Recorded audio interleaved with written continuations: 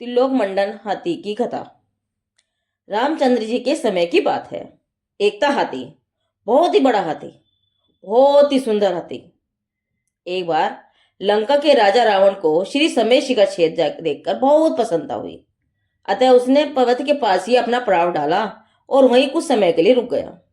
वहां एकाएक मेघ गर्जना के साथ एक गजराज की आवाज सुनाई देने लगी। लोग भय से यहाँ वहां भागने लगे।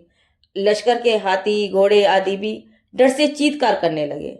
रावण ने इस कोलाहल को सुनकर देखा कि एक बहुत ही विशालकाय और अत्यंत बलवान हाथी झूमता झूमता आ रहा है। यह उसकी ही गर्जना है और उससे ही डरकर लोग भाग रहे हैं। हाथी बहुत ही सुंदर था। उस मदमस्त हाथी को देखकर रावण बहुत खुश हुआ। उसे उस हाथी के ऊपर सवारी करने का मन होने लगा। वह हाथी को पकड़ने के लिए हाथी के समीप गया। रावण को देखते ही हाथी भी रावण की ओर ही दौड़ने लगा। लोग आश्चर्य से देखने लगे कि अब क्या होगा। राजा रावण बहुत ही बहादुर था। गजकेली में अकेले ही हाथी के साथ खेलने की कला में होशियार था। पहले उसने अपने कपड़ों का गड्ढा बनाकर हाथी के सामने फेंका।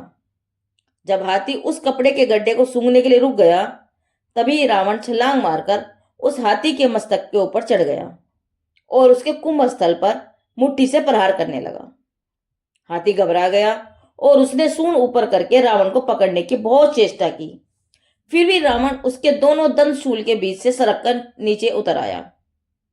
इस प्रकार रावण ने कई बार हाथी के साथ खेलकर हाथी को थका दिया और फिर रावण हाथी की पीठ पर चढ़ गया।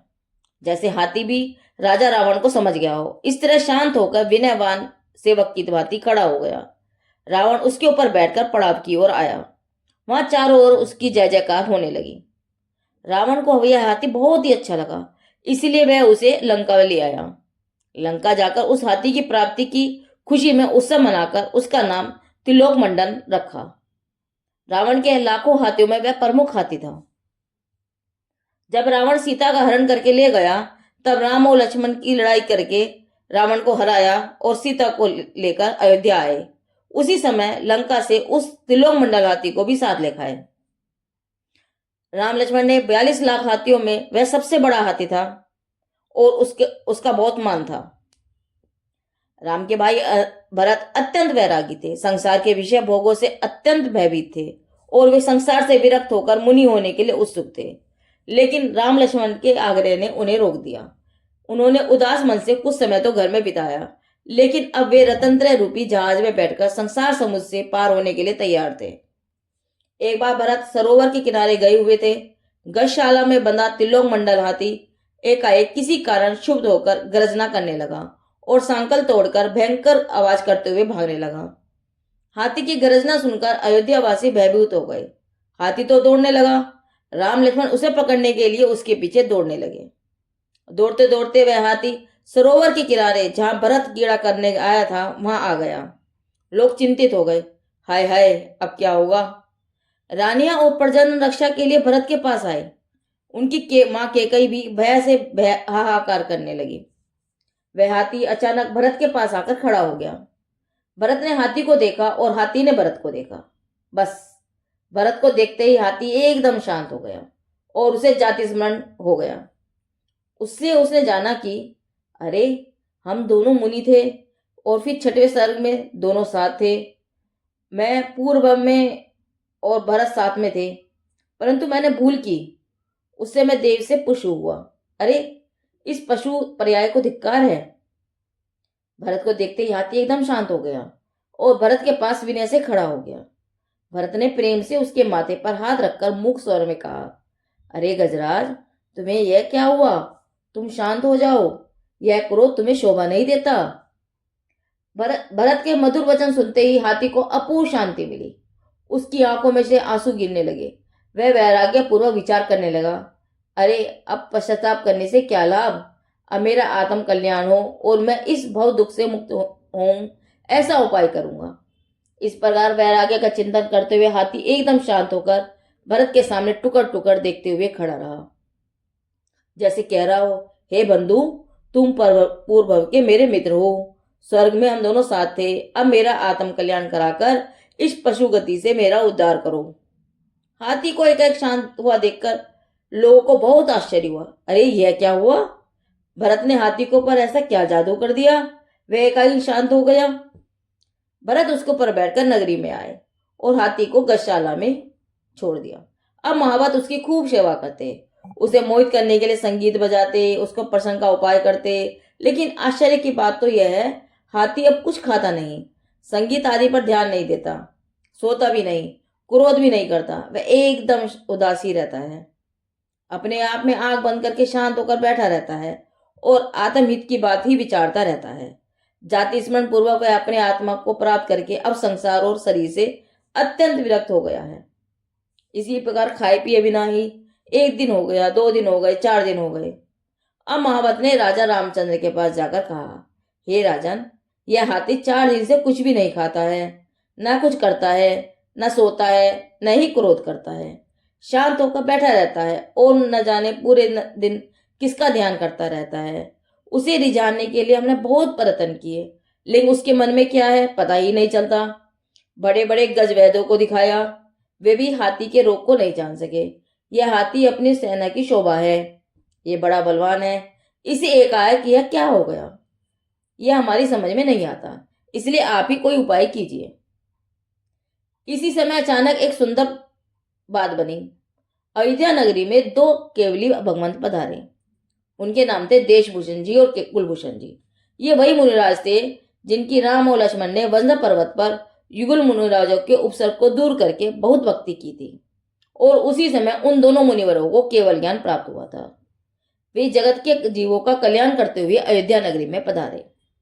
सब उनके दर्शन के लिए चले।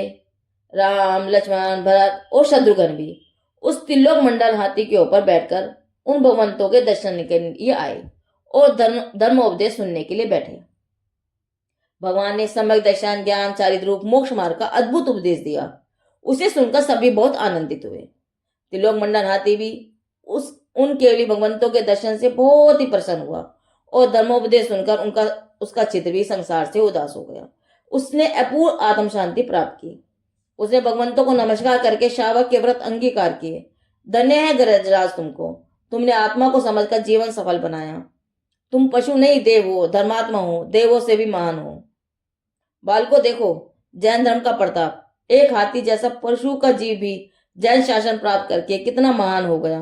तुम भी ऐसे महान जैन शासन को प्राप्त करके हाथी की भांति आत्मा को समझकर उत्तम वैराग्य में जीवन जियो। भगवान का उपदेश सुनकर महाराज लक्ष्मण को यह जानने की जिज्ञासा हुई कि यह त्रिलोक मंडन हाथी अपने पहले गजबंधन तोड़कर क्यों भागा और फिर भरत भैया को देखकर एकाएक शांत क्यों हो गया। तब भगवान की वाणी में आया कि भरत का जीव और हाथी का जीव दोनों पूर्व में मित्र थे। उनके पूर्व का वृत्तांत इस प्रकार है, उसे सुनो। भरत और त्रिलोक मंडल हाथी दोनों जीव बहुत पहले भगवान ऋषभ देव के समय में चंद्र और सूर्य नाम के 2 सगे भाई थे। मारीची के मिथ्या उपदेश से कुधर्म की सेवा करके दोनों ने बंदर, मोर, तोता, सर्प, हाथी, मेंढक, बिल्ली, मुर्गा आदि बहुत बहुत धारण किए। दोनों ने एक दूसरे को बहुत बार मारा, कई बार भाई हुए, पिता पुत्र भी हुए।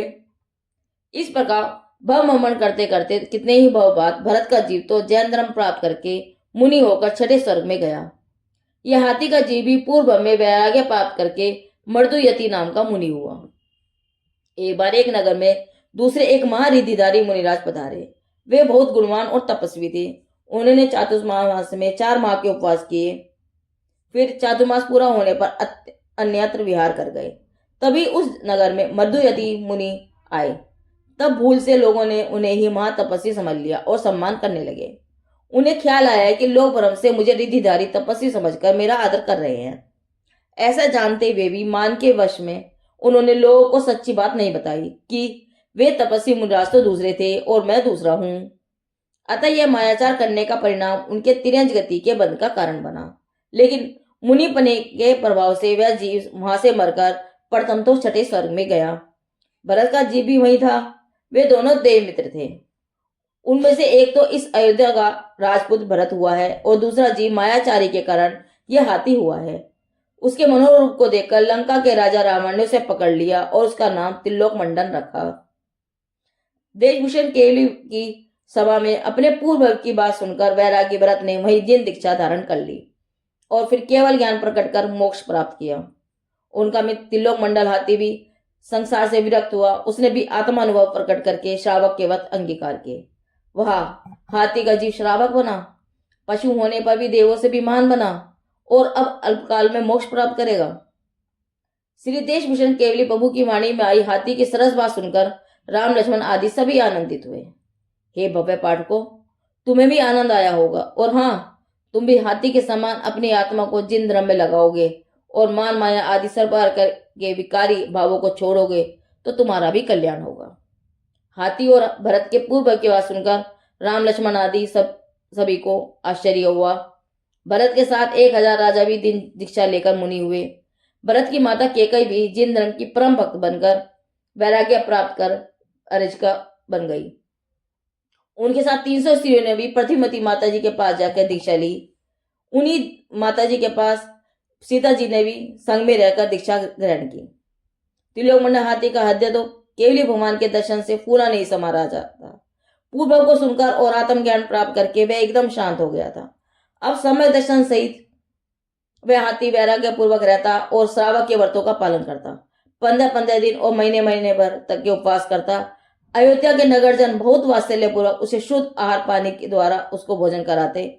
ऐसे धर्मात्मा हाथी को देखकर सब उसके ऊपर प्रेम करते।